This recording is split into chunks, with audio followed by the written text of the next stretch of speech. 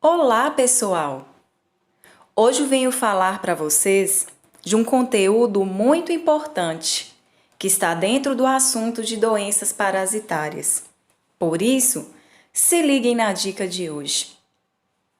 Hoje vamos conhecer um pouquinho sobre a doença chamada de esquistossomose, xistose ou ainda barriga d'água. E a primeira coisa que devemos nos perguntar é: quem causa essa doença? Ou seja, qual é o seu agente etiológico? Nesse caso, será um euminto, um verme chamado de Schistosoma mansoni. Outra coisa, por que falam que o ciclo dessa doença é heteroxeno? Heteroxeno é quando existe mais de um hospedeiro no ciclo. No caso da xistose, os hospedeiros são o ser humano e o caramujo, mais precisamente, o caramujo do gênero Bionfalaria. E a espécie mais comum no Brasil envolvida nessa doença é o caramujo Bionfalaria glabrata. Qual a diferença entre os dois tipos de hospedeiros? O hospedeiro definitivo é aquele no qual o parasita se reproduz sexuadamente. No caso da xistose, ele será o ser humano. É nele que o verme se reproduz sexuadamente.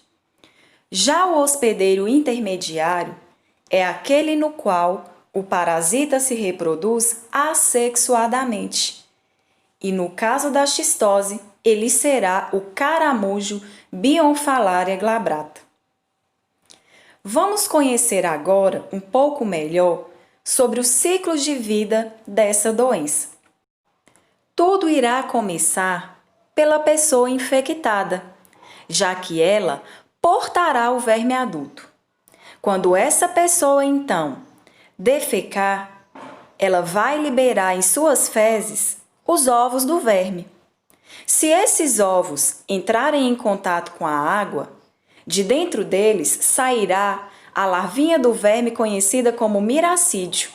É uma larvinha ciliada que nada em busca do caramujo, do gênero Bionfalaria, como falamos anteriormente. Dentro desse caramujo, o miracídio se reproduz assexuadamente, já que o caramujo é o hospedeiro intermediário. Quando se reproduz assexuadamente, o miracídio dá origem às formas esporocisto primário, logo após esporocisto secundário, que vão amadurecer nas formas larvais infectantes do verme, conhecidas como cercárias. Essas larvas possuem cauda e nadam à procura da pele humana. Por isso, se a pessoa estiver nadando, pescando, ou seja, em contato com essa água, a cercária irá penetrar pela pele dessa pessoa. Neste momento, a cercária perde sua cauda e se transforma em formas do verme conhecidas como esquistossômulos. Os esquistossômulos, então, atingem a corrente sanguínea, passam pelo fígado, amadurecem e vão para o sistema porta-hepático, que é um sistema de veias que levam sangue de órgãos como o intestino, por exemplo, para o fígado. Lá, as formas adultas do verme irão se acasalar e vão migrar para veias intestinais, chamadas de vênulas mesentéricas. Lá, as fêmeas irão botar os ovos e, como eles possuem espículas, eles irão perfurar a parede das veias, caindo no intestino humano e sendo liberados novamente com as fezes humanas. Assim, o ciclo irá se reiniciar. Quais são os pontos importantes que devemos ressaltar e que podem ser cobrados em prova? A questão do perigo de ter contato com ambientes de água doce contaminado e também podem abordar a questão do saneamento básico precário. Por quê? Se eu não tenho saneamento básico, as fezes serão liberadas próximos a essas regiões de água doce e poderão contaminá-las. Outro questionamento que costumam cair em questões é o ditado: se nadou e depois coçou, é porque pegou. Esse ditado, pessoal, ele está relacionado com a parasitose da xistose.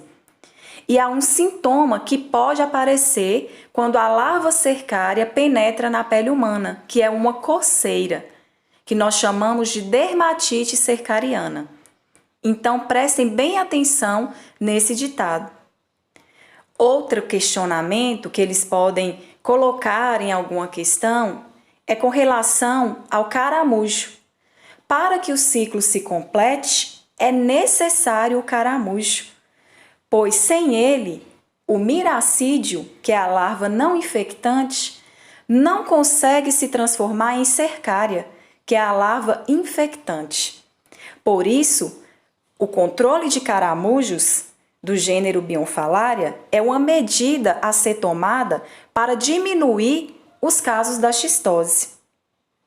Além disso, podem também relacionar a hepatoesplenomegalia como um dos sintomas da xistose, que corresponde ao inchaço do fígado e do baço.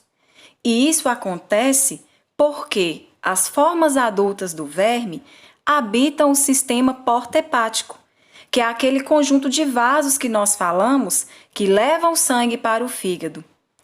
Consequentemente, com esse aumento do fígado e do baço, haverá um inchaço abdominal, caracterizando o que nós chamamos de barriga d'água, que inclusive é um dos nomes que se dá à doença.